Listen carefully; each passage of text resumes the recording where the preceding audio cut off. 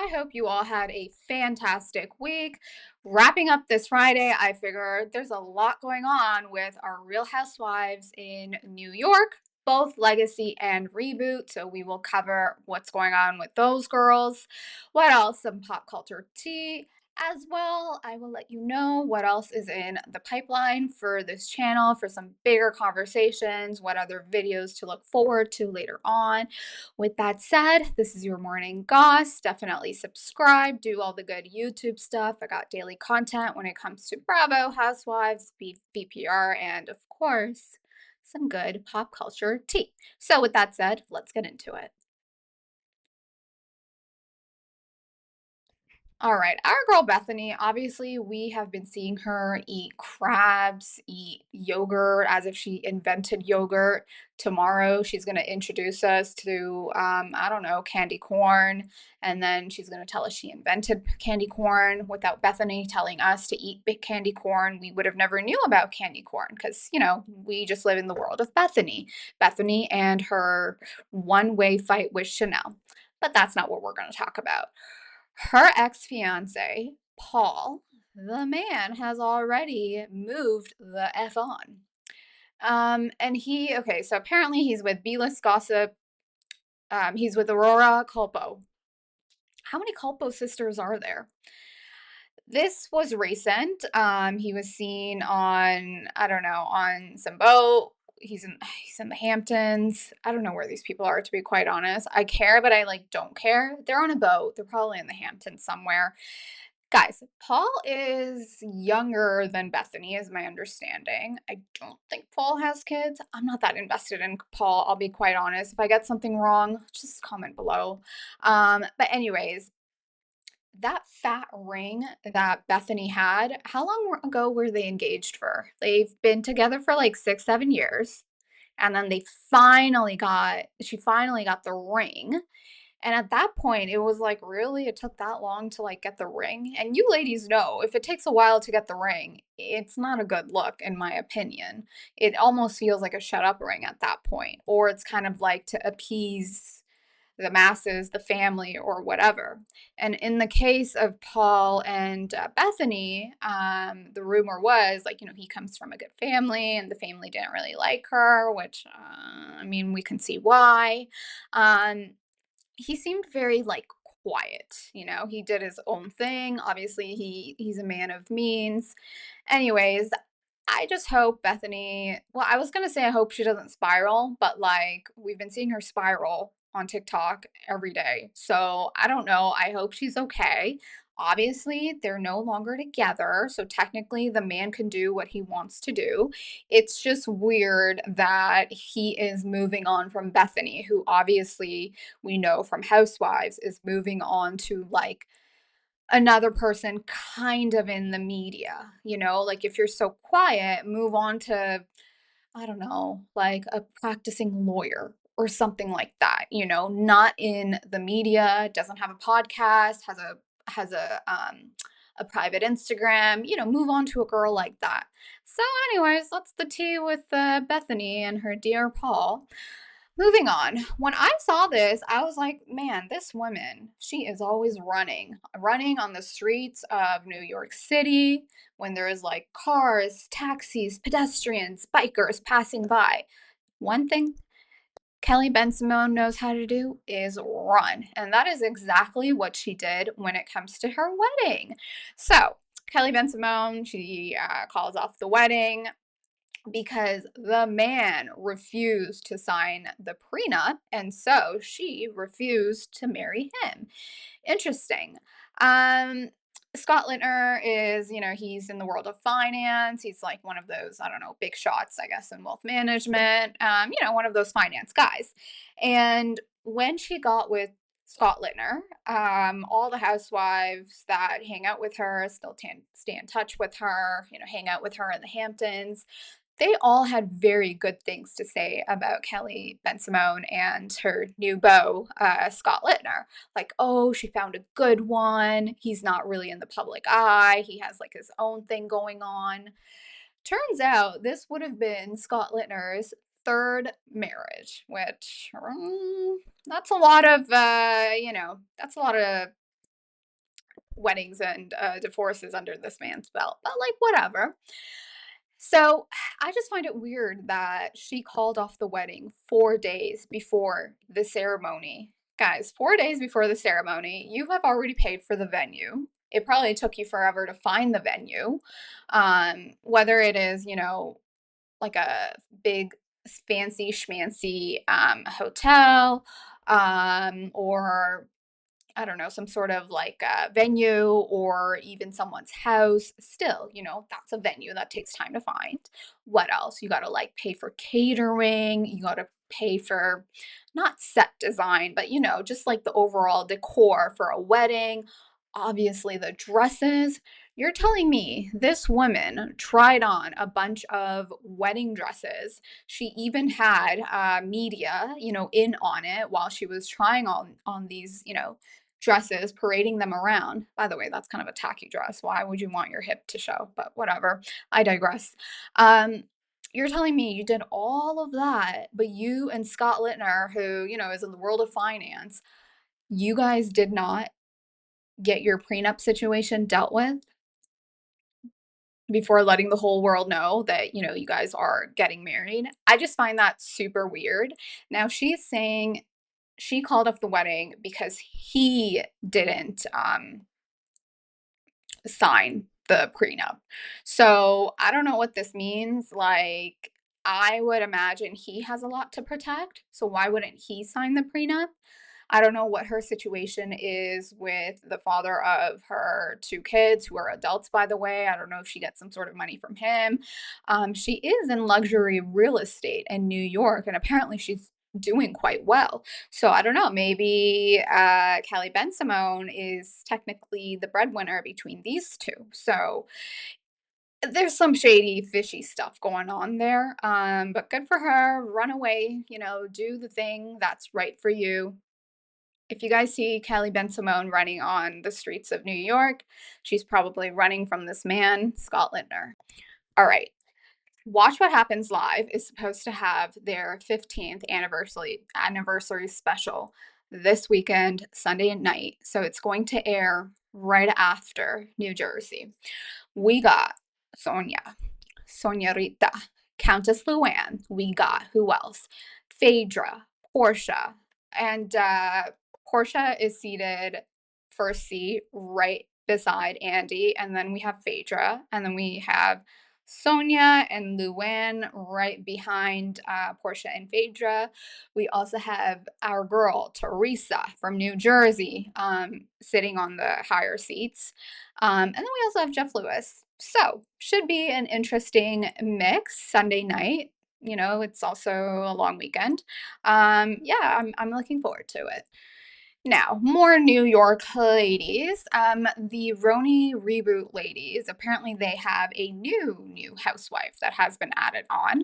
Raquel Chevremont officially joins RHONY after being rumored to join for months. Now, I don't know if she is a friend of or full-time, but she is a model and art curator. So that should be interesting. I'm definitely enjoying the interesting ladies of the reboot. Now, obviously, first season, there was a bit of a debacle with filming, and then they had to kind of scrap that with that problematic housewife they had. And then I don't know. And then the season took off, and I think it was good. So I'm definitely looking forward to the new season. And it seemed like they delayed filming a little bit. But anyways, things are definitely, moving along with RHONY Reboot. They are currently on their cast trip. We've seen some pics of that. So there you have it. Also, our girl Teresa is what? She was in Newport, that area. She was in the West Coast just for a little bit, hanging out with her gal pal, Jacqueline, Laurita. And part two of her discussion with Jacqueline and Kim D just dropped. I'll do a mini recap on that, so you gotta look out for that on this channel. Also, Teresa was supposed to hang out with Kelly Dodd, but this was kind of like a quick trip. According to Kelly Dodd this morning, Teresa is doing uh, some confessional scenes for the villains or House of Villains. She was part of that. They already filmed it, and it's supposed to air, later this year. So that's the tea on our girl Teresa. She just seems like she's so much lighter when she's hanging out with her gal pals that are not coming after her. And it's nice seeing this side of Teresa. Now, moving on to Potomac. Now, when I heard this, I was like a little disgusted. But, anyways, let's get into it. So, Gizelle and Robin, they're still, keeping up with their podcast. Good for them. Reasonably shady. Now, the topic was about J-Lo. They were talking about like, oh, like she's, I don't know, the $60 million house J-Lo and Ben Affleck are selling. And the fact that they were shading J-Lo, like, oh, that house is that's like oil money. And I'm thinking Giselle should not be, that's one person that should not be talking crap about people's houses, whether they buy one, sell one, the decor. Girl, your house had a purple wall. I'm just gonna leave it right there. A purple wall. Not even like a beautiful, like lavender or a pastel with beautiful artwork. It was like Barney purple. And I was like, oh my God, with like like the diamondy chandeliers. The tackiest of the tacky is what you will find with the housewives in Potomac. Not all of them, but some of them. And then I'm thinking, like, okay, like, why are you shading J-Lo? Like, J-Lo doesn't even know who you are. Anyways, and then they shade NECA. And it was so disgusting because they were basically making fun of NECA not being on the show because she's focusing on, her family, trying to create a family, all that. And it just goes to show you, like, these two are friends to no one but each other, themselves. And obviously, this season, we're going to see Gizelle, I guess, make up with Wendy, but Wendy's a smart cookie. Wendy probably knows. Gizelle has, she's kind of on an island of her own. Yes, Ashley is there. But other than that, Gizelle, you kind of did this to yourself. You want to fight with everyone. Well, now you got to make up with Karen, Wendy. I guess she's still friends with Mia. So we shall see. Anyways, these two, they're really mean. Like they're pretty mean. They're pretty nasty. It comes through. Robin, not as much. Gizelle, I really do think she was always the pretty girl, and then life just didn't go the right way. That man, Pastor Holy Bleep, he just did a number on her, and now she just comes off like super nasty, and it's not nice. Anyways, guys, we are in 2024 and women of a particular size are still getting ridiculed for their size, which is like so dumb. So obviously Bridgerton, it's like the hottest thing on Netflix, so good. Um, Before I get to this, I kind of do want to cover like some Netflix shows, but it's kind of hard to cover Netflix shows because it's like all this like build up with cast of whatever show, scripted show, reality show. They do like a whole press tour. And then the show just drops on like one weekend. Everyone watches it and then it's like done. It's like out of sight, out of mind.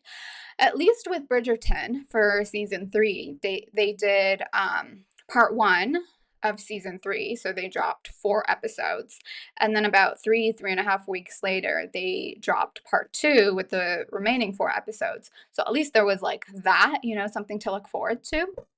So I don't know, some of the Netflix shows, I kind of want to do a recap and talk about it, but it just like they drop it and then like it's dealt with, done with. So, anyways, back to Bridgerton and Nicola. So, apparently, like reporters are making backhanded comments about her body, but like she's doing quite well on the press tour.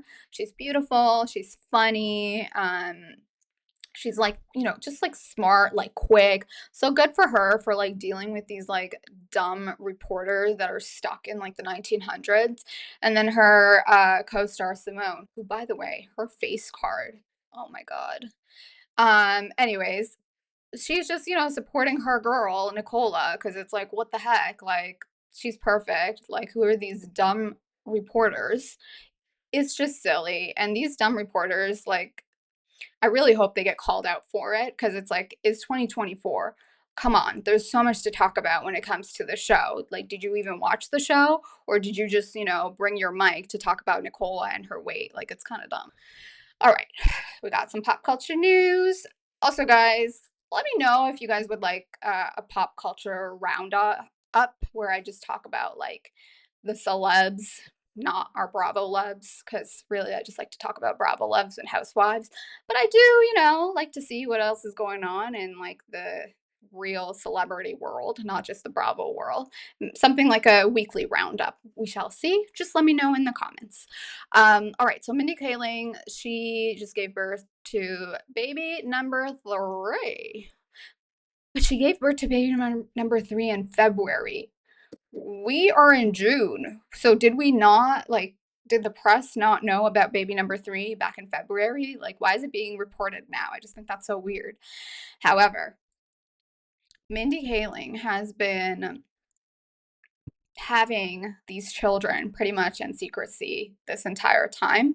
Also, the identity of the baby daddy or the baby daddies, um, she's never mentioned who the father of her kids are. There are rumors as to who it might be, but she's doing it on her own. So Lala, if you want someone to look up to, you got Mindy Kaling.